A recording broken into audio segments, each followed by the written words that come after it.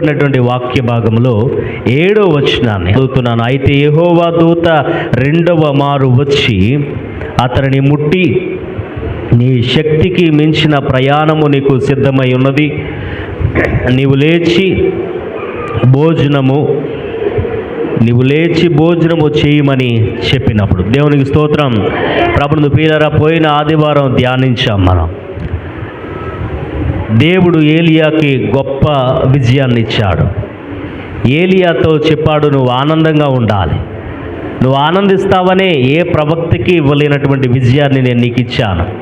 ప్రభుని ప్రియులారా, గొప్ప విజయాన్ని ఏలియాకి దేవుడు అనుగ్రహిస్తే ఆ విజయాన్ని మరిచిపోయి యెజెబెలు చెప్పినటువంటి మాటను పట్టుకొని మనస్సులో భయాన్ని పెట్టేసుకొని బదిరీ వృక్షం కింద కూర్చుని ఏడుస్తూ, నాయనా ఇక ఇంత మట్టుకు చాలు, నా ప్రాణాన్ని నువ్వు తీసేసుకో అని ఏడుస్తూ తిండి మానేసి, మంచినీళ్ళు తాగడం మానేసి, ఎండ తగులుతున్న తన బాధను గుర్తు చేసుకుంటూ, మనసులో అనుమానాన్ని పెంచుకుంటూ, యెజెబెలు ఇచ్చినటువంటి వార్నింగ్ని పదే పదే తలుచుకుంటూ ఏడ్చుకుంటూ పడుకున్నాడు.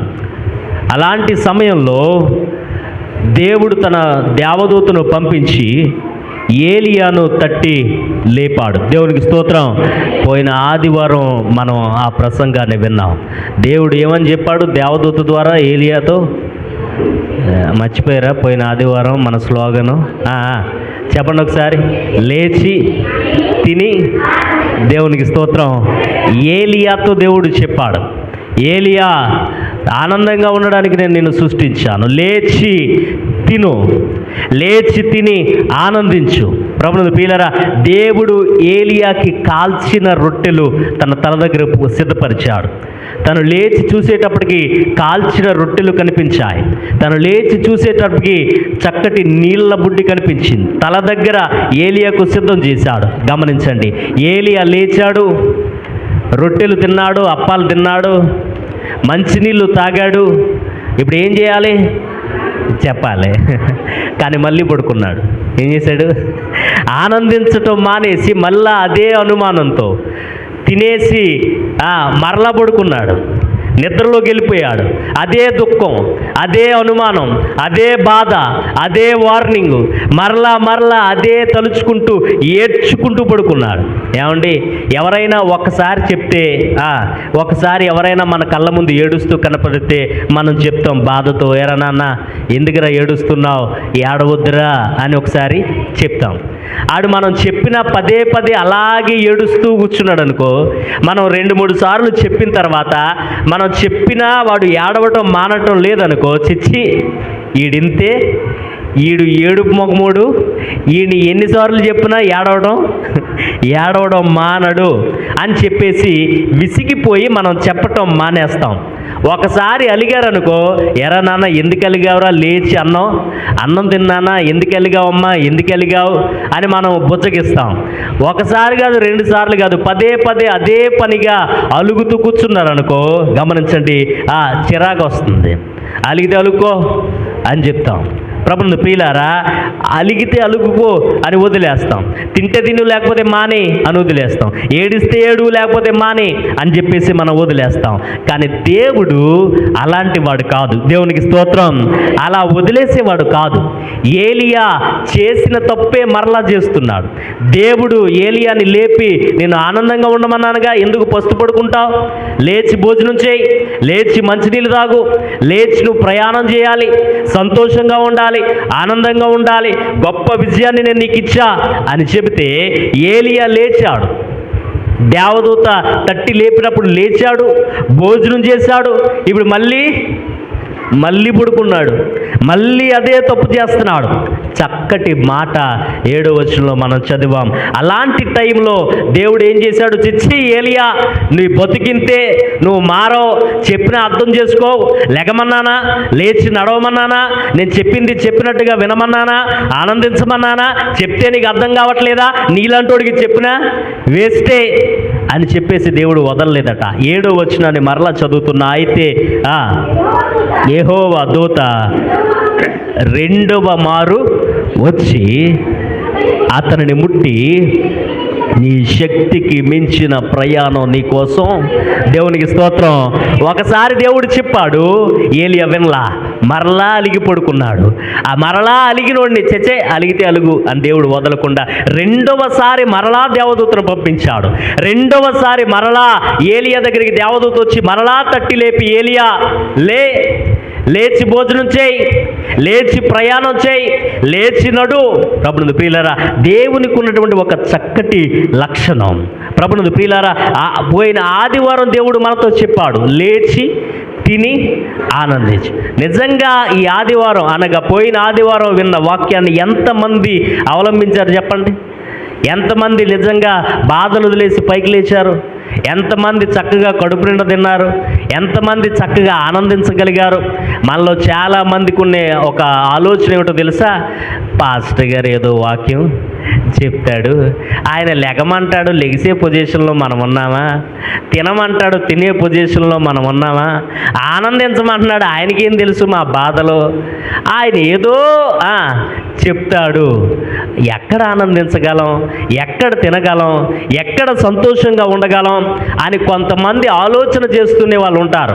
అందుకే దేవుడు మరలా నన్ను తట్టి లేపి, పోయిన ఆదివారం చెప్పాను కదా నాయన అంటే, నో ప్రాబ్లం. ఇంకా కొంతమంది ఉన్నారు, వాళ్ళు ఇంకా లెగలేదు, ఇంకా తినలేదు, ఇంకా ఆనందించట్లా. కాబట్టి ఏలియాలాగా కొంతమంది ఉండిపోయారు. వచ్చే ఆదివారం మళ్ళా నువ్వు ఇదే చెప్పు. దేవునికి స్తోత్రం. ఈ ఆదివారం దేవుడు రెండోసారి ఏలియా దగ్గరికి రెండోసారి వచ్చి మరలా లేపి చెబుతుంది దేవదూత, లేచి తిను. ప్రభునందు ప్రియులారా, దేవుడు నీతో నాతో చెబుతున్నాడు. మనల్ని విడిచిపెట్టేసే దేవుడు కాదు ఆయన. ఒకసారి దేవుడు చెప్పిన వెంటనే మనకి వినేటటువంటి లక్షణాలు చాలామందికి తక్కువ ఉంటుంది. వెంటనే దేవుడి మాటకి లోబడేటటువంటి విధానం మనలో కనిపించదు. అందుకే దేవుడు మరలా మనల్ని పిలుస్తూ ఉంటాడు. రెండవసారి ఎలాగైతే ఏలియాతో దేవుడు హెచ్చరికగా చెబుతున్నాడు, ఈ ఆదివారం రెండోసారి దేవుడు మనతో చెబుతున్నాడు, లేచి తిను. ప్రభునందు ప్రియులారా, ఏలియాని దేవుడు పిలిచినట్టుగా నిన్ను నన్ను దేవుడు చాలాసార్లు పిలుస్తాడు. ఏలియా పిలిచినా సరిగా రెస్పాండ్ అవ్వాల, అయినా దేవుడు ఏలియాని విడిచిపెట్టలేదు. ఈరోజు నిన్ను నన్ను దేవుడు అనేక సార్లు పిలిచినా చాలాసార్లు దేవుడి పిలుపుకు మనం లోబడలేదు. ఆయన పిలిచిన పిలుపుకు లోబడకపోయినా దేవుడు మనల్ని మరలా పిలిచాడు. దేవునికి స్తోత్రం. అలా మరలా పిలిచాడు కాబట్టే ఈరోజు ఈ మందిరంలో మనం కనిపిస్తున్నాం. దేవునికి స్తోత్రం. మనల్ని పిలిచిన ఆయన మాట మనం చాలాసార్లు వినలేదు, అయినా దేవుడు మనల్ని వదలలేదు. ఆయన్ని మనల్ని పిలిచినా మన మాట తీరు మారలేదు, అయినా దేవుడు మనల్ని వదలలేదు. ఆయన మనల్ని పిలిచినా మన ఆలోచనలు మారలేదు, అయినా దేవుడు మనల్ని వదలలేదు. ఆయన మనల్ని పిలిచినా మనల్ని మనం సరి చేసుకోవట్లేదు, అయినా దేవుడు మనల్ని వదలట్లేదు. గమనించండి, ఆయన అంటున్నాడు, నా సన్నిధానములో మీరు కనిపిస్తున్నారంటే దాని అర్థం నేను చాలాసార్లు మిమ్మల్ని పిలిచాను. దేవునికి స్తోత్రం. మీరు పలకకపోయినా పిలిచాను, మీ బతుకు మార్చుకోకపోయినా పిలిచాను, నేను చెప్పింది చెప్పినట్టు చేయకపోయినా నేను మిమ్మల్ని వదలలేదు. బైబిల్ గ్రంథంలో ఏలియాని ఎలాగైతే రెండవసారి పిలిచాడో మనకు కూడా రెండోసారి చెప్తున్నాడు. ప్రభునందు ప్రియులారా, బైబిల్ గ్రంథంలో ఇంకొక ప్రవక్త ఉన్నాడు. ఆ ప్రవక్తకు కూడా దేవుడు రెండోసారి పిలిచి చెప్పాడు ఒకే మాట. ఎవరా ప్రవక్త? ఎలాగైతే ఏలియాకి రెండోసారి చెప్పాడో ఆ ప్రవక్తకు కూడా దేవుడు రెండోసారి చెప్పాడు. ఎవరా ప్రవక్త? యోనా. ఎవరైనా? యోనాకి దేవుడు చెప్పాడు, నినివే పట్టణానికి వెళ్ళు. యోనా వెళ్ళడానికి ఇష్టపడలా. అక్కడి నుంచి తర్షీషుకు వెళ్ళిపోదామని వాడెక్కాడు. అక్కడి నుంచి నిద్రపోయాడు. అక్కడి నుంచి చాలా పనులు చేశాడు. నువ్వు ఎలాంటోడు అనుకోలేదు యోనా. నేను ఎంతగా నమ్మాను. నినివే పట్టణానికి వెళ్ళి స్వార్థ ప్రకటించమంటే నా మాటను వినకుండా పారిపోతావా, ఇక జన్మలో నీ ముఖం చూడను అన్నాడా? గమనించండి, యోనా గ్రంథం 3వ అధ్యాయము 1వ వచనాన్ని చదువుదాం. యోనా గ్రంథం 3వ అధ్యాయము 1వ వచనం. అమ్మా, అంతటా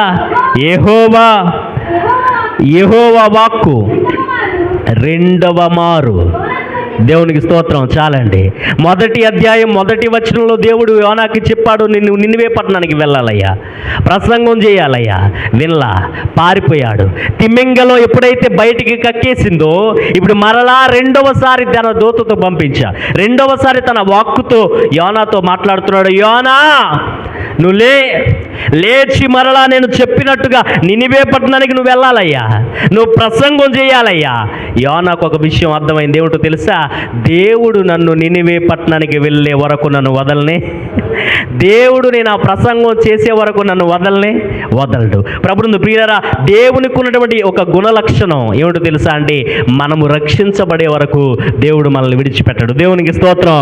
కొంతమంది అంటారు కదా, వాళ్ళు ఏమంటారంటే మొండోళ్ళు అంటారు. ఏమంటారు? మొండోళ్ళు. ఎందుకంటే వాళ్ళు చెప్పిందే జరగాలి అని అనుకుంటూ ఉంటారు. అలాంటి వాళ్ళని మనం ఏమని పిలుస్తామంటే వాళ్ళు మనల్ని ఎన్ని చెప్పినా వాళ్ళ మాటే గెలవాలి అని అనుకుంటారు. వాళ్ళు చెప్పేది జరిగే వరకు వాళ్ళు మనకి చెప్తూనే ఉంటారు. అలాంటి వాళ్ళకి మనం పెట్టిన పేరేంటంటే వాళ్ళెవరు? మొండోళ్ళు. నాకు తెలిసినటువంటి మొన్న ఒక ఊరికి వెళ్ళాను. ఆ ఊరిలో ఒక ముసలావిడ వాళ్ళ మనవడితో అంటుంది, అరే పెళ్ళి చేసుకోరా. ఏంటది? నువ్వు పెళ్ళి చేసుకుంటావా నన్ను? డైలాగ్ ఏంటి? ముసలోళ్ళ డైలాగ్ ఏంటి? అదిగో, నువ్వు నన్ను పెళ్ళి చేసుకుంటావా, నన్ను చచ్చిపోమంటావా? నువ్వు పెళ్లి చేసుకుంటావా, నన్ను చచ్చిపోమంటావా? నువ్వు పెళ్లి చేసుకుంటావా, నన్ను చచ్చిపోమంటావా? పదే విసిగించేస్తుంది. ఆడంటాడు, నువ్వు చచ్చిపోతే కానీ నేను పెళ్ళి. ఏంటంటే, నువ్వు నన్ను ఎంతగా వేధించినా నువ్వు చచ్చిపోయేదాకా నేను పెళ్ళి చేసుకోను. ఆవిడంటదే, నువ్వు పెళ్ళి చేసుకునే వరకు నేను చావనే. ఇదేంటో తెలుసా? వీళ్ళు ఎలా కనిపిస్తారో తెలుసా? మొండి వాళ్ళలా కనిపిస్తూ ఉంటారు. కానీ నిజానికి ఒక మాట చెప్పమంటారా? ఇలా మొండి వాళ్ళ వెనక మన మీద ఒక రకమైన ప్రేమ దాగి ఉంటుంది. దేవునికి స్తోత్రం. గమనించండి, నీ జీవితంలో, నా జీవితంలో ఒకవేళ కొంతమంది మన జీవితంలో ఇలాంటి వాళ్ళు ఉంటే మన అదృష్టవంతులం. వాళ్ళు మొండి వాళ్ళు. ఎంత మొండితనమో తెలుసా? మనం భోజనం తినకుండా పడుకుంటే వాళ్ళు మనల్ని విడిచిపెట్టరు. మనం అన్నం తినేదాకా మనల్ని బతిమలాడుతుంటారు, లేచి తిను. మనం పస్తు పడుకుంటే వాళ్ళు ఒప్పుకోరు. మనం తినే వరకు వాళ్ళు చెప్తూనే ఉంటారు. మనం మందులు వేసుకోకుండా పడుకుంటే మందులు వేసుకునే వరకు మన పక్కన కూర్చుండి చెప్తూనే ఉంటారు, మనల్ని బ్రతిమలాడుతూనే ఉంటారు. మనం ఏడుస్తూ కూర్చుంటే మనం ఏడుపు ఆపే వరకు మనల్ని వాళ్ళు విడిచిపెట్టరు. మనం ఒక బాధతో కూర్చుంటే ఆ బాధ నుంచి బయటకు వచ్చే వరకు మన పక్క నుంచి వాళ్ళు లెగరు. మనం ఒక కష్టాన్ని చెబితే ఆ కష్టం మర్చిపోయే వరకు మన పక్కనే కూర్చుంటారు. ఒకవేళ మీ జీవితంలో అలాంటి మొండోళ్ళు ఎవరైనా ఉంటే మీరు అదృష్టవంతులు. దేవునికి స్తోత్రం. ఎందుకో తెలుసా? ఆ మొండితనం వెనక వాళ్ళకి మీ మీద అమితమైన ప్రేమ ఉంటుంది. ప్రభువుని ప్రియులారా, వాళ్ళు మనల్ని ప్రేమిస్తున్నారు. లెక్కలేనంత ప్రేమ ఉంటుంది కాబట్టి వాళ్ళు మొండిగా చెప్తుంటారు, నువ్వు భోజనం చేసేదాకా నేను ఊరుకోను, నువ్వు మందులు వేసుకునే వరకు నేను ఊరుకోను, నువ్వు లేచి ఏడవటం ఆపే వరకు నేను వదలను. ప్రభువుని ప్రియులారా, దేవుడు కూడా ఈరోజు నువ్వు నేను ఆరాధిస్తున్నటువంటి దేవునికి కూడా కొంచెం మొండితనం ఉంది. ఏముంది? ఆయనకి కూడా కొంచెం మొండితనం ఉంది. ఆయన మొండితనం ఏమిటో తెలుసా? నువ్వు నేను పలికేదాకా ఆయన పిలుస్తూనే ఉంటాడు. దేవునికి స్తోత్రం. నువ్వు నేను రక్షించబడేదాకా నిన్ను నన్ను ఆయన వదలడు. నువ్వు నేను బాప్తీసం తీసుకునే వరకు ఆయన నిన్ను నన్ను వదలడు. నువ్వు నేను దీవించబడే వరకు నిన్ను నన్ను ఆయన వదలడు. నువ్వు నేను నిత్యరాజ్యం చేరే వరకు నిన్ను నేను ఆయన వదలడు. ఆయన మొండితనం వెనక నీ మీద నా మీద ఆయనకి అమితమైన ప్రేమ ఉంది. దేవునికి స్తోత్రం. ఏలియాకి ఒకసారి చెప్పాడు, మరలా అలిగి పడుకున్నాడు, మరలా భోజనం మానేశాడు. దేవుడు వదల్లా. మరలా ఏలియా దగ్గరికి వచ్చాడు. ఏలియా లేచి భోజనం చేయి. ప్రభువుని ప్రియులారా, పోయిన ఆదివారం దేవుడు చెప్పాడు, మరలా ఈ ఆదివారం దేవుడు నాతో మనందరితో చెప్పిస్తూ ఉన్నాడు. ఎందుకంటే కొంతమంది ఉంటారు వాక్యం అది కేవలం నానిబాబు చెప్తున్నాడు అని అనుకుంటారు. అందుకే దేవుడు మరలా చెప్పిస్తున్నాడు, నేనే నీతో మాట్లాడుతున్నాను. దేవునికి స్తోత్రం. పోయిన ఆదివారం ప్రార్థన అయిపోయింది. మరలా రాత్రికి సావిత్రి గారు వారి గృహంలో కృతజ్ఞత కూడిక ప్రార్థన పెట్టుకున్నారంటే ఆ రోజు సాయంత్రం భోజనం తినేటప్పటికి లేట్ అయింది. మరలా వాక్యం రాసుకునే లోపల సాయంత్రం అయిపోయింది. నాకు నేను రెడీ అయ్యే లోపలికి ఇక్కడ పాటలు పాడేస్తున్నారు. వాక్యం అంతా సిద్ధం చేసుకుని నేను బట్టలు వేసుకుంటున్నాను బీరువా దగ్గర నుంచుని. ఈలోపు మా చెల్లి వాళ్ళ పిల్లలు ప్రిన్స్, ప్రీతి వాళ్ళ నా దగ్గరకు వచ్చారు. నేను షర్ట్ వేసుకుంటుంటే అంటారు, మావయ్య నీ కూడా చెప్పమా అన్నారు. చెప్పండి రా అన్న. ఇద్దరు వాళ్ళు రెడీగా నుంచుని స్ట్రైట్గా నుంచుని నేను షర్ట్ వేసుకుంటుంటే నీ కూడా చెప్పమా మావయ్య చెప్పండి రా అన్నాను. పోయిన ఆదివారం మీ అందరితో ఒక యాక్షన్ చేయించాను చూసారా? లేచి తిని వాళ్ళు నాకు మావయ్య నీ కూడా చెప్పమా చెప్పండి రా అన్న. వాళ్ళు ఇద్దరు యాక్షన్ చేసుకుంటూ ఈ మాట చెప్తున్నారు, లేచి తిని. దేవునికి స్తోత్రం. మనసులో సంతోషం వేసింది. ఎందుకు ఈ మాట చెప్తున్నానో వినండి ప్రభునందు ప్రియులారా. నేను మధ్యాహ్నం చెప్పినటువంటి ఆ ప్రసంగాన్ని సాయంత్రం వాళ్ళు నాకు చెప్తున్నారు. ఎందుకు ఈ సందర్భాన్ని జ్ఞాపకం చేస్తున్నానో తెలుసా అండి? దేవుని యొక్క వాక్యము చిన్న పిల్లల మనసుల్లో కూడా నాటుకుంటుంది. గట్టిగా చప్పలు కొట్టాలి. మరి నిన్ను అడుగుతున్నా, దేవుడు నిన్ను అడుగుతున్నాడు, నీ మనసులో అది నాటుకుంటుందా? దేవుడు మాట్లాడినటువంటి మాట నీకు గుర్తుంటుందా? పోయిన ఆదివారం దేవుడు నీతో మాట్లాడినటువంటి మాట మనస్సులో దాచుకోగలుగుతున్నావా? ఒకవేళ అది మనస్సులో నాటుకుంటే నువ్వు దీవించబడతావు. దేవునికి స్తోత్రం. అందుకే దేవుడు మరలా చెప్తున్నాడు, నువ్వు బాధపడాల్సిన అవసరం లేదు. పోయిన ఆదివారం చెప్పాను, మరలా చెప్తున్నా, పదే ఒక విషయాన్ని నువ్వు ఆలోచించొద్దు. ఏలియాలా నువ్వు దుఃఖపడొద్దు, అనుమానంతో ఏడుస్తూ పడుకోవద్దు. లేచి భోజనం పెడితే, గమనించండి, ఏలియాను లేపి భోజనం పెడితే చక్కగా తిన్నాడు, నీళ్లు తాగాడు, మరలా పడుకున్నాడు. పడుకోవడానికి కాదు దేవుడు ఏలియాని లేపింది. సాతాను గడు చెప్తాడు, లేచావా? లేచాను. తిను. దేవుడు భోజనాన్ని పంపించాడు, తిన్నాను. ఏం చేయమంటావు? మళ్ళీ పడుకో. సాతాను ఏ మాట అయితే చెప్తున్నాడో అదే ఏలియా వింటున్నాడు. మరలా చేసిన తప్పే మరలా చేస్తున్నాడు. కానీ మరలా దేవుడు పిలుస్తున్నాడు. దేవునికి స్తోత్రం. లేచి, దేవుడు చెబుతున్నాడు, లేచి తిను. రైట్, మార్చేసాం మనం ఇప్పుడు. 7వ వచనం చెబుతుంది, లేచి తిను, నీ శక్తికి మించిన ప్రయాణం నీ కోసం సిద్ధం చేశాం. అనగా దేవుడు ఏలియాతో చెబుతున్నాడు, మీరు ఆ మాట చెప్పాలి, లేచి తిను. చెప్పట్లేదు ఎవరు. లేచి తిను. మిమ్మల్ని అందరిని తినమంటున్నాను, మీరు ఎవ్వరు నన్ను తినమని చెప్పట్లా. మీ అందరి వల్ల నేను ఫాస్టింగ్ ఉండాల్సి వస్తుంది. చెప్పండి, లేచి తిను. లేచి తిను, నడు. దేవునికి స్తోత్రం. లేచి తిను, నడు.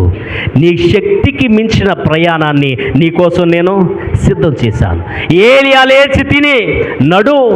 నీకోసం నీ శక్తికి మించిన నడక నీకోసం సిద్ధం చేశాను. జీవితంలో స్టక్ అయిపోయి కూర్చోవద్దు. ఎవరో అన్న మాటని పట్టుకుని ఏడుస్తూ కూర్చోవద్దు.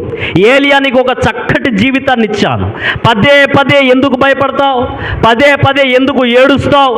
పదే ఎందుకు ఎంతకాలం కూర్చుంటావు? ఎంతకాలం అనుమానంతో పడుకుంటావు? ఎంతకాలం ఏడుస్తూ పడుకుంటావు?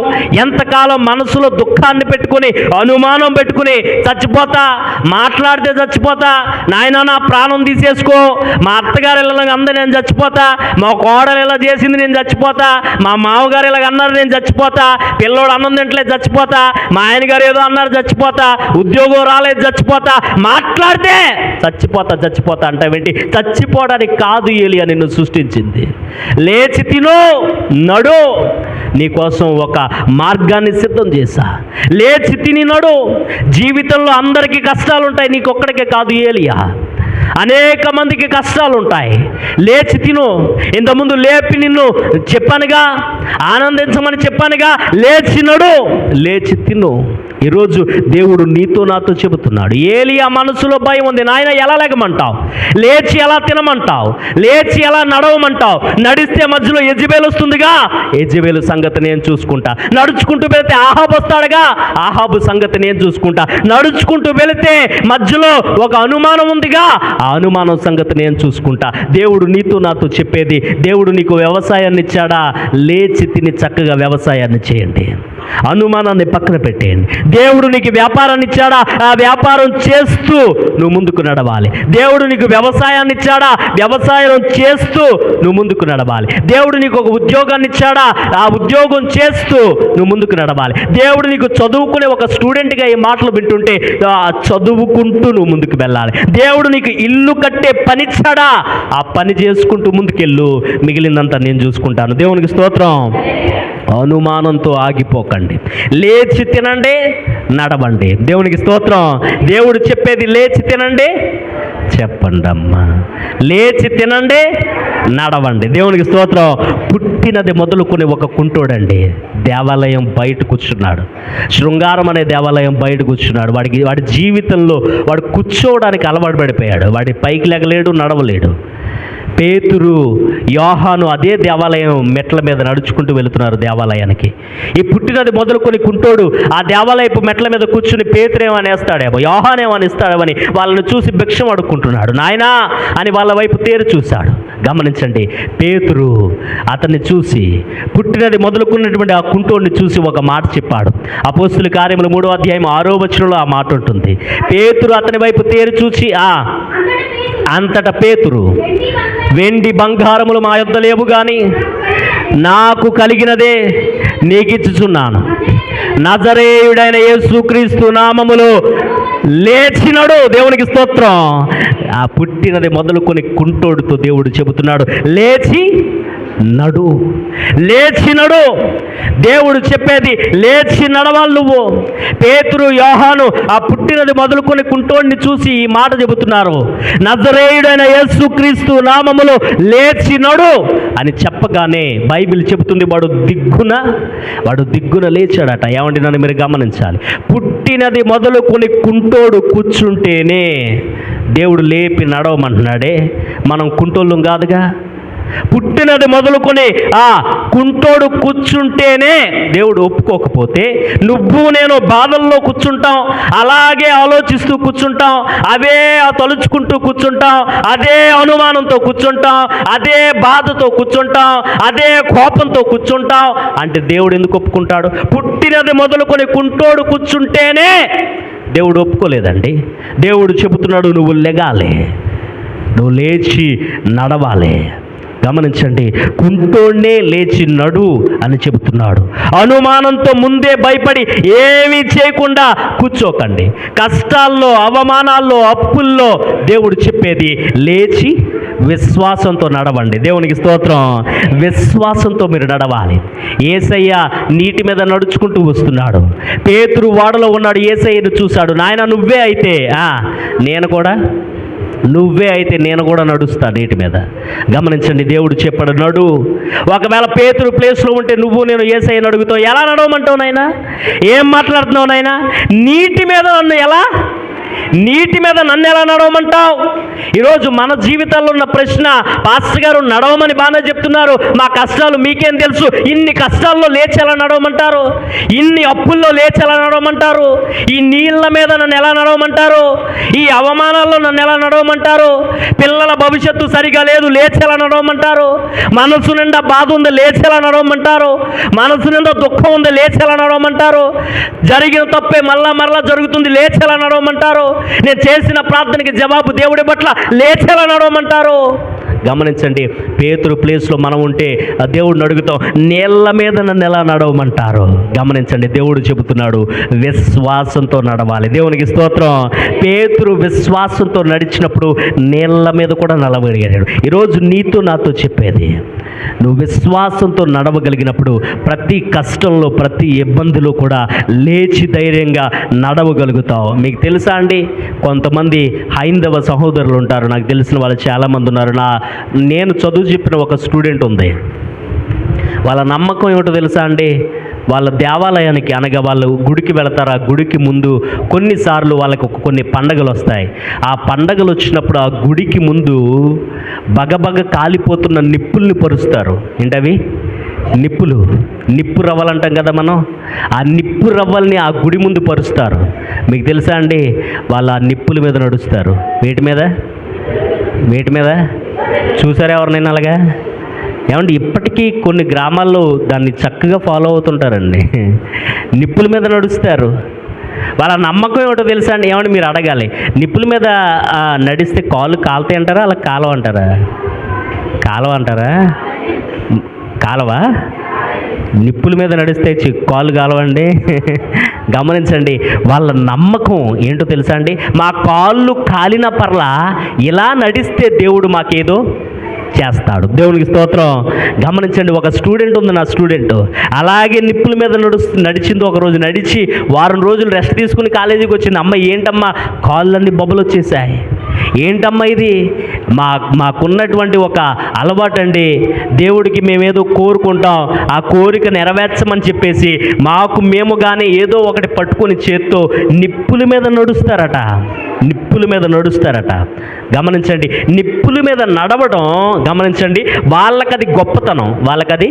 నిప్పుల మీద నడవడం వాళ్ళకది గొప్పతనం. ఈరోజు ఈ ఆదివారం దేవుడు నీతో నాతో చెప్పేది మీరు నిప్పుల మీద నడవండి అని చెప్పట్లేదు ఆయన. మరి ఏం చెప్తున్నాడు? మనల్ని నిప్పుల మీద నడవమంటున్నాడు దేవుడు. మీరు కూడా నిప్పుల మీద నడవండి అన్నాడా? ఒకవేళ అలా చెప్పుంటే ప్రతి మొదటి ఆదివారం నేను ఇక్కడ నిప్పులు రెడీ చేస్తూ ఉంటాను. వచ్చిన వాళ్ళందరినీ ఈ పక్క నుంచి ఆ పక్కకి, ఆ పక్క నుంచి ఈ పక్కకి యేసు రక్తమే జయం అని చెప్పి నడిపిస్తూ ఉండాలి. దేవుడు మనల్ని నిప్పుల మీద నడవమని చెప్పలా. మరి ఏమని చెప్తున్నాడు పాస్టర్ గారు? కష్టాలు వస్తాయి, కష్టాల్లో విశ్వాసంతో నడవండి. దేవునికి స్తోత్రం. ఇబ్బందులు వస్తాయి, నన్ను నమ్ముకున్నందుకు ఇబ్బందుల్లో విశ్వాసంతో నడవండి. శోధనలు వస్తాయి, నన్ను నమ్ముకున్నందుకు శోధనలో విశ్వాసంతో నడవండి. ఇరుకులు వస్తాయి, నన్ను నమ్ముకున్నందుకు ఇరుకులో విశ్వాసంతో నడవండి. ఏమండి వినండి, బైబిల్ గ్రంథంలో ఒక భక్తుడు మనకు కనిపిస్తాడు. ఆయన పేరు యోబు కూడా నడిచాడు. గమనించండి, ఎలాంటి పరిస్థితుల్లో నడిచాడో తెలుసా అండి? తన జీవితంలో ప్రతి పరిస్థితికి అననుకూలంగా మారిపోయినప్పుడు యోబుకు తెలుసు. యోబు ఒక మాట అంటాడు, నేను దేని మీద నడుస్తున్నానో, నేను ఎలా నడుస్తున్నానో దేవుడికి బాగా తెలుసు. దేవునికి స్తోత్రం. నేను దేని మీద నడుస్తున్నానో ఆయనకి తెలుసు. పిల్లలు చచ్చిపోయారు, అయినా నేను నడుస్తున్నాను. కష్టపడి సంపాదించుకున్న ఆస్తంతా పోయింది, అయినా నేను నడుస్తున్నాను. ఒళ్ళంతా భయంకరమైన రోగం వచ్చింది, అయినా నేను నడుస్తున్నాను. నేనే తప్పు చేయకపోయినా చుట్టూ ఉన్న అందరూ కలిసి నన్ను బ్లేమ్ చేస్తున్నారు. ఏదో పాపిష్టి పని చేస్తుంటావు, నువ్వు పాపిస్తోడురా అని అందరూ నన్ను అంటున్నారు, అందరూ నన్ను అవమానిస్తున్నారు, అందరూ నన్ను ఏలెత్తి చూపుతున్నారు, అయినా నేను నడుస్తున్నాను. ఒళ్ళంతా కురుపులు వచ్చాయి, ఆ కురుపుల్ని నేను గోక్కుంటూ ఉంటుంటే చిల్ల పింకులతో కుక్కలు వచ్చి నా ఒళ్ళంతా నాకుతున్నాయి, అయినా నేను నడుస్తున్నాను. నా సొంత భార్య వచ్చి చచ్చిపో అని చెప్పింది, అయినా నేను నడుస్తున్నాను. ఆయన అంటాడు, నేను ఎలాంటి పరిస్థితుల్లో నడుస్తున్నాను. ఆ మాట మీరు చదువుతారా? యోబు గ్రంథం 23వ అధ్యాయం 10వ వచనం. నేను ఎలాంటి పరిస్థితుల్లో నడుస్తున్నానో ఆయనకి బాగా తెలుసు.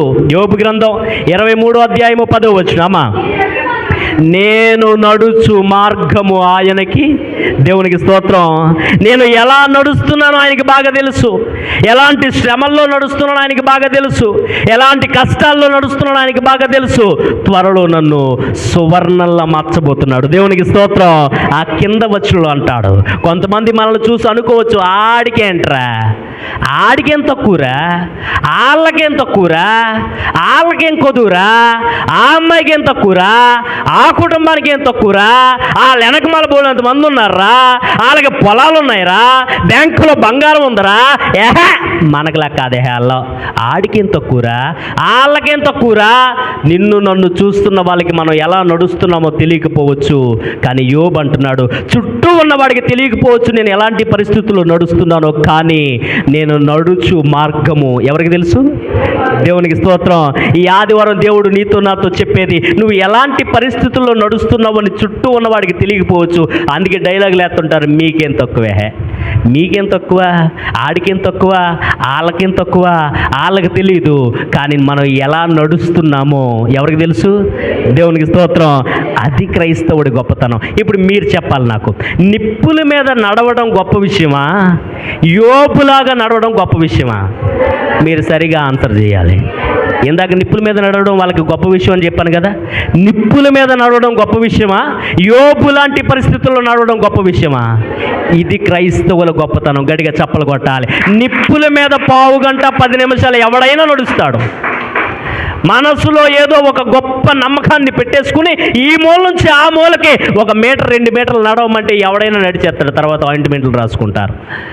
నిప్పుల మీద నడవడం గొప్ప విషయం కాదండి. క్రైస్తవుల యొక్క గొప్ప విషయం ఏంటో తెలుసా అండి? కష్టాల్లో వాళ్ళు నడుస్తారు, ఇబ్బందుల్లో నడుస్తారు, అవమానంలో నడుస్తారు, పిల్లల విషయంలో శోధనలు వచ్చినప్పుడు నడుస్తారు, గర్భఫలం లేనప్పుడు నడుస్తారు, పెళ్లి జరగనప్పుడు నడుస్తారు, ఇల్లు కట్టలేనప్పుడు నడుస్తారు, అప్పులు తీరనప్పుడు నడుస్తారు, ప్రార్థనకి జవాబు రానప్పుడు నడుస్తారు. నిప్పుల మీద నడవటం గొప్ప విషయం కాదండి, క్రైస్తవులుగా నడవటం గొప్ప విషయం. దేవునికి స్తోత్రం. ఏలియాతో చెబుతున్నాడు, కష్టాలు అందరికి ఉన్నాయి, లేచి నడు ఏలియా. మీకు తెలుసా అండి, ఈ మధ్య కాలంలో మీ అందరూ వార్తలు చూస్తూ ఉంటారు, చాలా న్యూస్లు మీరు అందరూ వినే ఉంటారు. అత్యధిక మంది చచ్చిపోయే రోగం ఏంటో తెలుసా అండి? గుండె జబ్బు. ఏ జబ్బు? ప్రపంచంలో ప్రత్యేకంగా భారతదేశంలో ఎక్కువ మంది చచ్చిపోయే ఒకే ఒక రోగం ఇప్పుడు ఏంటో తెలుసా అండి? గుండె జబ్బు. సడన్గా ఉన్న మనుషులు గుండె జబ్బులతో చచ్చిపోతున్నారు. ఆరోగ్యంగా కనిపించిన మనుషులు గుండె జబ్బులతో చచ్చిపోతున్నారు. ఎందుకు చచ్చిపోతున్నారో తెలియదు. సడన్గా మా నాన్నగారు కూడా హార్ట్ అటాక్తో చనిపోయారు. సడన్గా గుండె జబ్బులు వచ్చేస్తున్నాయి. డాక్టర్లు చెప్పే మాట ఏంటో తెలుసా అండి? ఇది మీరు కావాలంటే మీరు సెట్ చేసుకోండి, మీరు డాక్టర్లను అడగండి. గుండె జబ్బులు రావడానికి 80% అనగా 80% రీజన్ ఏంటో తెలుసా అండి? ఈ గుండె జబ్బులు, హార్ట్ స్ట్రోకులు, ఈ గుండెకి సంబంధించినటువంటి రకరకాల వ్యాధులు రావడానికి మెయిన్ ప్రాబ్లం ఏంటో తెలుసా అండి? మనిషి సరిగా నడవకపోవడం అంట. ఏంటది? మన హార్ట్ హెల్తీగా ఉండాలంటే డాక్టర్లు చెప్తున్నారు కనీసం రోజుకి 2337 అడుగులు వేయాలంట. ఎంత? 2300. రోజుకి కనీసం 2337 అడుగులు వేసిన వాళ్ళ గుండె ఆరోగ్యంగా ఉంటుంది. కాబట్టి రేపటి నుంచి మీరు వేసే ప్రతి అడుగు, నానుబాబు చెప్పాడు, 100, 101, 102, ఏమే కాఫీ తీసుకురావే, వస్తున్నా నాగండి, 103. ఆ లెక్క మనకి కష్టం, కానీ ఇంకో లెక్క చెబుతా, కనీసం రోజుకి అరగంట పైన నడవాలట. దేవునికి స్తోత్రం. రోజుకి కనీసం అరగంట పైన నడవాలి. ఎవరైతే అరగంట పైన వాళ్ళ కాళ్ళకు పని చెబుతారో డాక్టర్స్ అందరూ చెబుతున్నారు 80% వాళ్ళ హార్ట్ అనేది హెల్తీగా ఉంటుంది, వాళ్ళ గుండె ఆరోగ్యంగా ఉంటుంది, వాళ్ళ గుండె సమస్యలు రావు. గమనించండి, ఇది వరకు పూర్వకాలంలో కార్లు ఉన్నాయా? కార్లు లేవు. మనకులాగా బైకులు ఉన్నాయా? బైకులు లేవు. రిక్షాలు ఉన్నాయా? ఆటోలు ఉన్నాయా? మ్యాజిక్లు ఉన్నాయా? ఏమండి, ఇది వరకు వాహనాలు ఏమీ లేవు. కనీసం ఇంతకు ముందు మనిషి తొక్కడానికి సైకిల్ కూడా ఉండేది కాదు. మా నాన్నగారు చెప్పేవారు, వాళ్ళ చిన్నప్పుడట దెప్పకాయలపాడులో ఉండేవారట. దెప్పకాయలపాడు నుంచి మా నాన్నగారు వాళ్ళ చిన్నప్పుడు పొంగుటూరు దాకా నడుచుకుంటూ వచ్చేవారంట. ఎక్కడి నుంచి ఎక్కడి దాకా? బహుశా కొంతమందికి ఆ డిస్టెన్స్ తెలిసి ఉండొచ్చేమో. దెప్పకాయలపాడు నుంచి సైకిల్ మీద కాదు, ఎలాగా? దెప్పకాయలపాడు నుంచి పొంగుటూరు దాకా నడుచుకుంటూ వచ్చేవారట మా నాన్నగారు చిన్నప్పుడు. కనీసం నేను ఇక్కడి నుంచి పోతవరం కూడా నడవలేను. ఇది వరకు వాళ్ళకి కార్లు లేవు, వాహనాలు లేవు. గమనించండి, వాళ్ళు చక్కగా తిని ఎంత దూరమైన నడుచుకుంటూ వెళ్ళిపోయేవారు. కావాలంటే పెద్దోళ్ళు ఎవరైనా ఉంటే వాళ్ళని అడగండి. దేవునికి స్తోత్రం. ఎంత దూరమైన నడకే. కొంతమందికి ఇప్పుడు కూడా అదే అలవాటు, నడుచుకుంటూ వెళ్ళిపోతారు కొంతమంది అదే అలవాటు మీద. గమనించండి, అందుకే వాళ్ళకి గుండె జబ్బులు రాలేదు. ఎంత బలంగా నడిస్తే వాళ్ళకి అంత ఆరోగ్యంగా ఉండేవాళ్ళు. డాక్టర్స్ చెప్తున్నారు ఏంటో తెలుసా? మీరు ఆరోగ్యంగా ఉండాలంటే ఏం చేయాలి? పడుకోవాలా? ఏం చేయాలి? మీరు ఆరోగ్యంగా ఉండాలంటే, మీ శరీరానికి ఆరోగ్యం కావాలంటే ఖచ్చితంగా మీరు నడవాలి. అయితే వినండి, కాళ్ళతో నడిస్తేనే శరీరానికి ఆరోగ్యం వస్తే, విశ్వాసంతో మనం నడిస్తే మన కుటుంబానికి దేవుడు ఆరోగ్యాన్ని ఇస్తాడు. దేవునికి స్తోత్రం. విశ్వాసంతో నడిస్తే మన సంఘానికి దేవుడు ఆరోగ్యం ఇస్తాడు. విశ్వాసంతో మనం నడిస్తే దేవుడు చెప్పినట్టుగా మన భవిష్యత్తుకు ఒక ఆశీర్వాదం దొరుకుతుంది. ఏలియాతో దేవుడు చెబుతున్నాడు, లేచి తిను. తినటం వదలకండి అమ్మా. తినకపోతే ఎలా నడుస్తాం? కొంతమంది లేచి తిను అనే మాట చెప్పట్లా. లేచి తిను. ఎంత తింటే అంత మంచిదా? ఎంత తింటే అంత నడవగలం. దేవునికి స్తోత్రం. చెప్పండి అమ్మ గట్టిగా. ఎంత తింటే చెప్పాలి. ఎంత తింటే అంత నడవగలం. దేవునికి స్తోత్రం. వాక్యాన్ని ఎంత వింటే విశ్వాసంలో అంత నడవగలం. దేవునికి స్తోత్రం. మత్తయి సువార్త 9వ అధ్యాయము 6వ వచనం. మత్తయి సువార్త 9వ అధ్యాయము 6వ వచనం. యేసు ప్రభు దగ్గరికి పక్షవాతం వచ్చిన వాడిని ఒకరిని తీసుకొచ్చారు. పక్షవాతం అంటే మామూలు పక్షవాతం కాదు, హాఫ్ పెరాలసిస్ కాదు, ఫుల్ పెరాలసిస్. అంటే చేతులు కదలవు, చేతులు కదలవు, కాళ్ళు కదలవు. వాడు మంచం మీద పడుకునే ఉండగలడు తప్ప పైకి లెగలేడు, నడవడం అనేది కుదరదు. అలాంటి పక్షవాతం వచ్చిన వాడిని గమనించండి, వాడు కుర్చీలో కూర్చోలా. ఒకవేళ కూర్చోగలిగితే కుర్చీతో పాటు యేసయ్య దగ్గరికి తీసుకొచ్చేవారు వాళ్ళు. కానీ వాడు కూర్చునే రకం కాదు, మంచం మీద పడుకునే రకం. వాడు పైకి లెగలేడు. కాబట్టి మంచంతో సహా యేసు ప్రభు దగ్గరికి తీసుకొచ్చారు. దేవునికి స్తోత్రం. ఒళ్ళంతా పక్షవాతంతో సాతానుగాడు వాడిని పడుకోబెట్టేశాడు. పడుకున్న ఆ మంచాన్ని ఇప్పుడు యేసు ప్రభు దగ్గరికి తీసుకొచ్చారు. గమనించండి, సాతానుగాడి ఉద్దేశం ఏంటో తెలుసా అండి? వాడు కూర్చోబెట్టడం ఏం చేస్తాడు చెప్పాలి. ఏలియన్ ఏం చేశాడు చెప్పండి అమ్మా. ఏలియన్ ఏం చేశాడు? సాతానుగాడి ఉద్దేశం పడుకోబెట్టడం, దేవుని ఉద్దేశం పడుకున్న వాళ్ళని తట్టి లేపి నడవమని చెప్పడం. దేవునికి స్తోత్రం. పక్షవాతం వచ్చింది వీడికి. సాతానుగాడు మంచం మీద పడుకోబెట్టేశాడు. అలాంటి మంచాన్ని తీసుకొచ్చి ప్రభు అయిన యేసుక్రీస్తు ముందు దించారు. గమనించండి, చుట్టూ ఉన్న వాళ్ళందరినీ చూసంటున్నాడు. శాస్త్రులు పరిసయ్యులను యేసు ప్రభు చూసంటాడు, ఇతని పాపాలు క్షమించడం సులభమా, లేచి నడవమని చెప్పడం సులభమా అని మీరు గమనించాలి. అతని వైపు చూసి యేసయ్య ఒక మాట చెప్పాడు. ఏమిటో తెలుసా? నువ్వు లేచి నీ మంచం ఎత్తుకుని నడు. దేవునికి స్తోత్రం. మంచం ఎత్తుకుని ఇంటికి వెళ్ళు. దేవుడు చెప్పేది లేచి నడు, లేచి నడు, లేచి నీ మంచం ఎత్తుకునే ఇంటికి వెళ్ళు.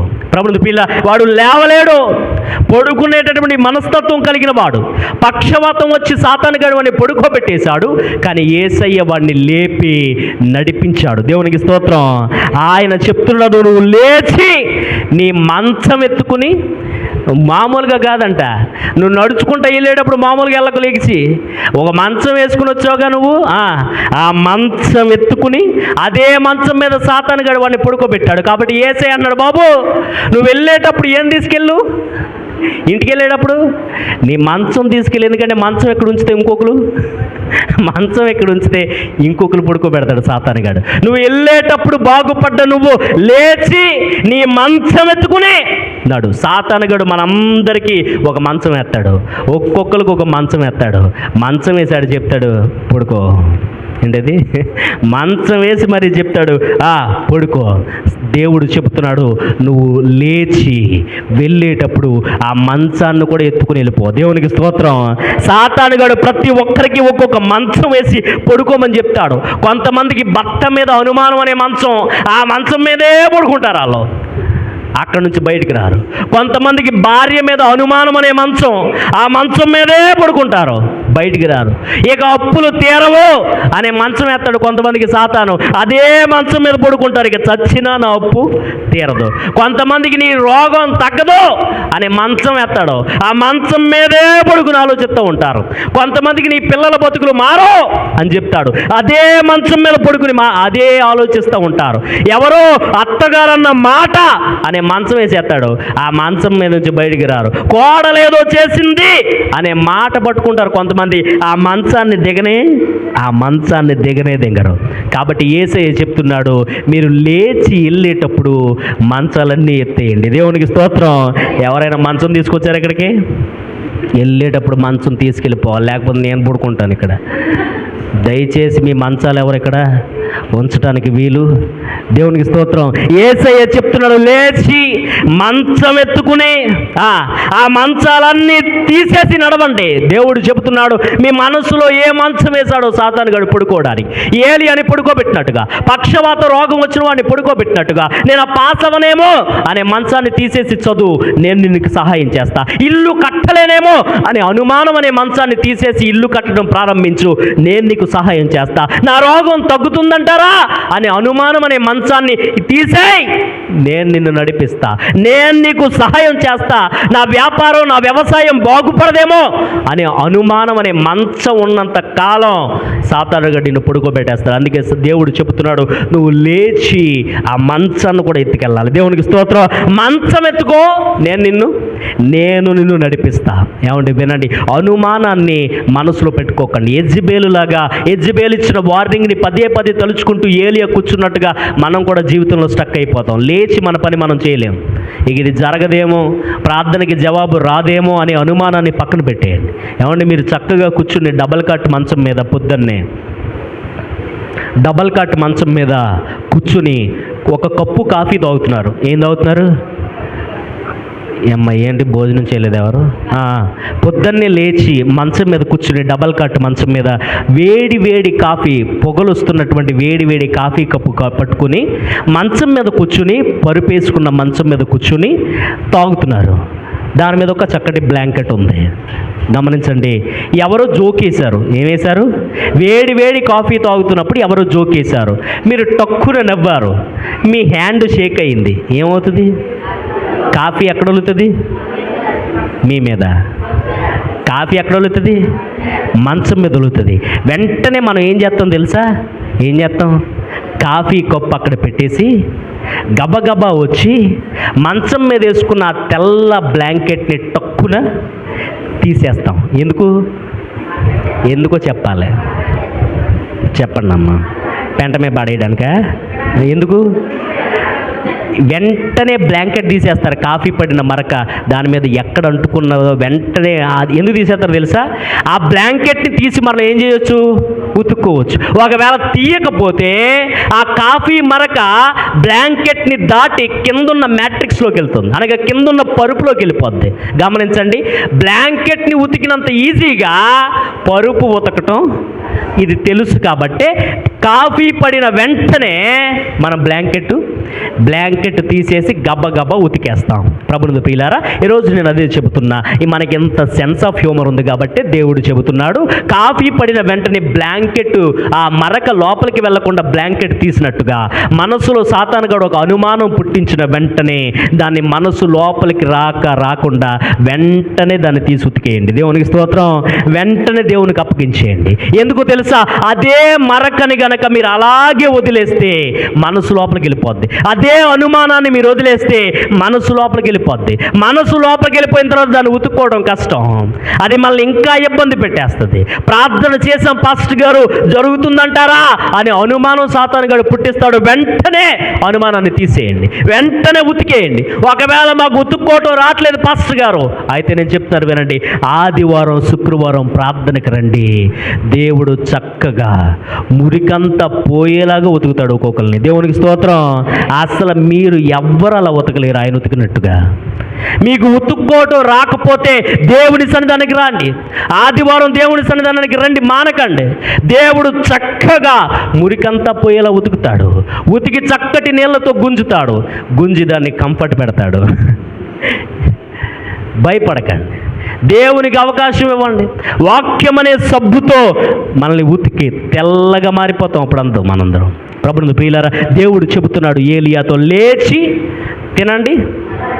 ఆ మాట చెప్పకపోతే నేను ప్రసంగం ఆపేస్తా. లేచి తినండి, నడవండి. దేవునికి స్తోత్రం. మీరందరూ నడుస్తారు నాకు తెలుసు. దేవునికి స్తోత్రం. దేవుడు చెప్పేది నేను ఇచ్చిన కాళ్ళతో మాత్రమే కాదు, క్రైస్తవ విశ్వాసులు మీరంతా విశ్వాసంతో నడవండి. దేవునికి స్తోత్రం. లేచి తినండి, చెప్పండి అమ్మ, లేచి తినండి, నడవండి. దేవునికి స్తోత్రం. విజయవాడలో ఒక చెల్లి చెప్పిన సాక్ష్యాన్ని చెప్పి నేను వాక్యాన్ని ముగించేస్తా. తన పేరు జ్యోత్స్న అనేటువంటి ఒక చెల్లి ఒక సాక్ష్యాన్ని పంచుకుంది.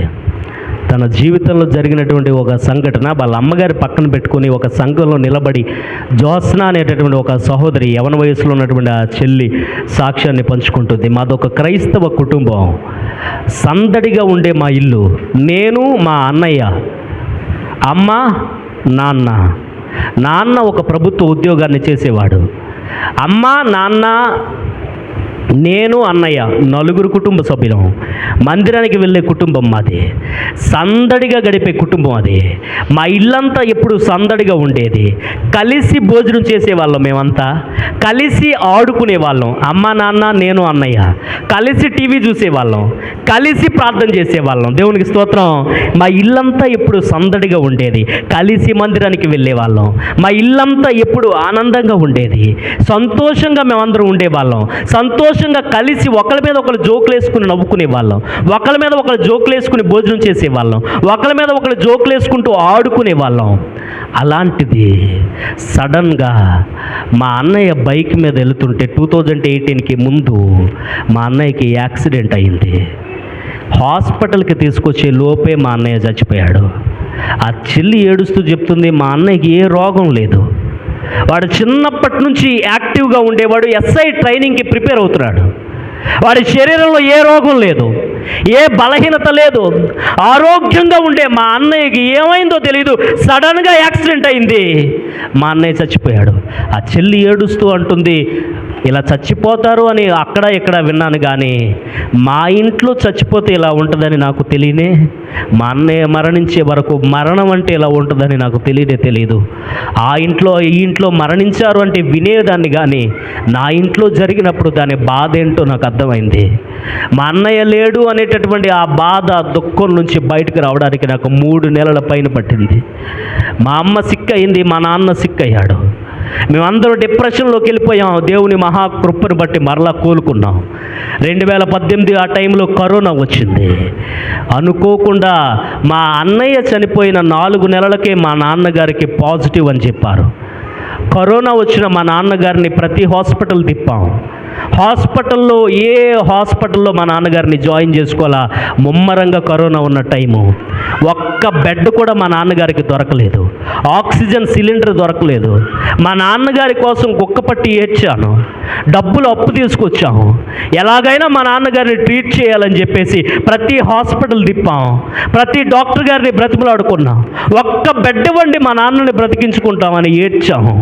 కానీ 2018లో మా నాన్నగారికి ఏ హాస్పిటల్లో జాయిన్ చేసుకోలేదు, అపాయింట్ చేసుకోలేదు, కనీసం ఒక బెడ్ కూడా ఇవ్వలేదు, ఒక ఆక్సిజన్ సిలిండర్ కూడా ఇవ్వలేదు. మా నాన్నగారు కరోనాలో చచ్చిపోయారు. మా నాన్నగారికి ఏ రోగం లేదు. ఆరోగ్యంగా ఉండే మా అన్నయ్య చచ్చిపోయాడు. ఆరోగ్యంగా ఉండే మా నాన్నగారు కరోనా తీసుకెళ్ళిపోయింది. నేను ఎందుకు బతుకున్నానని అనిపించింది. గమనించండి, నేను ఎగ్జామ్స్లో టాపర్. చిన్నతనం నుంచి CA ఎగ్జామ్స్ చదువుతున్నా.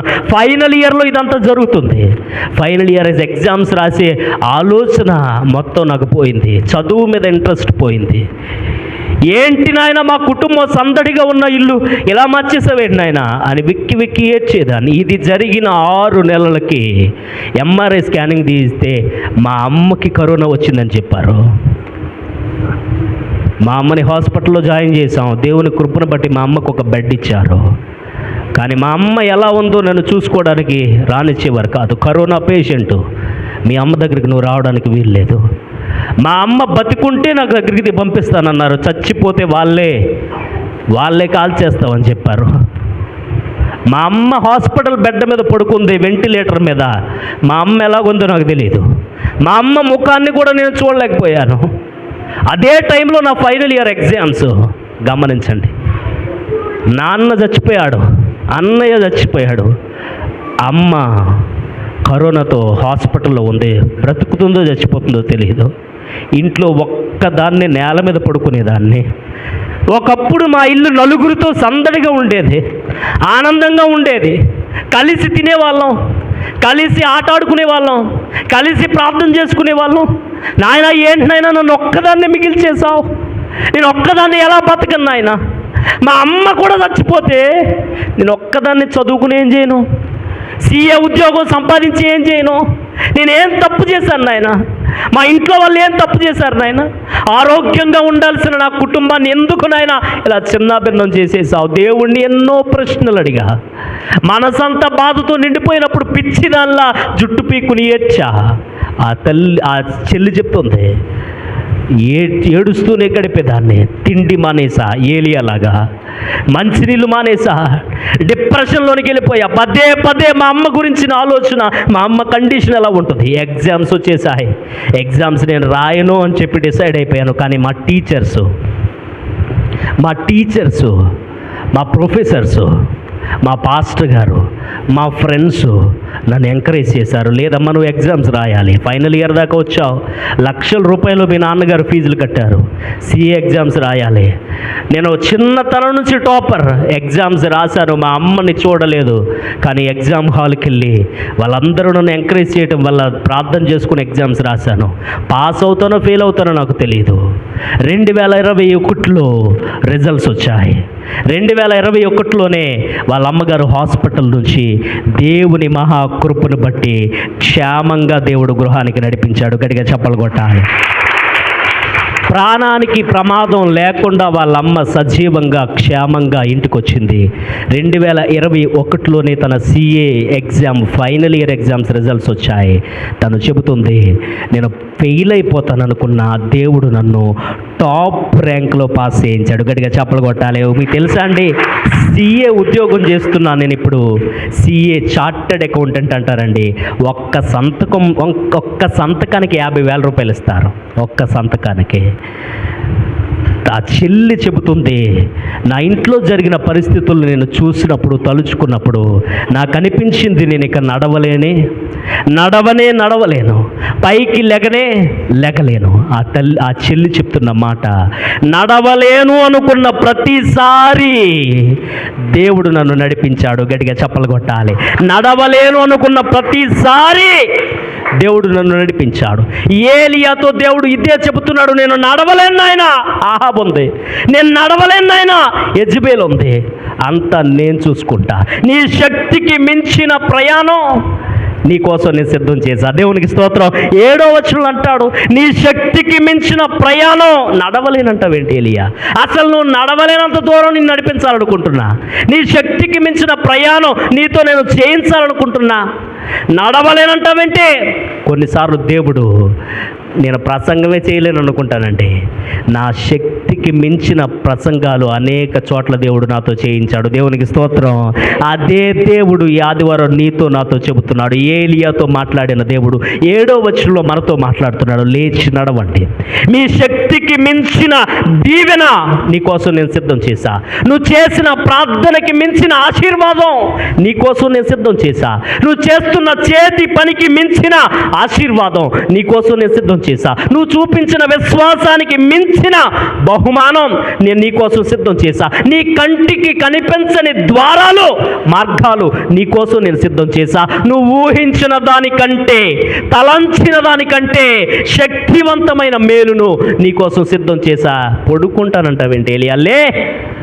లేచినడు, నీ శక్తికి మించిన ప్రయాణం నేను నీతో చేపిస్తా.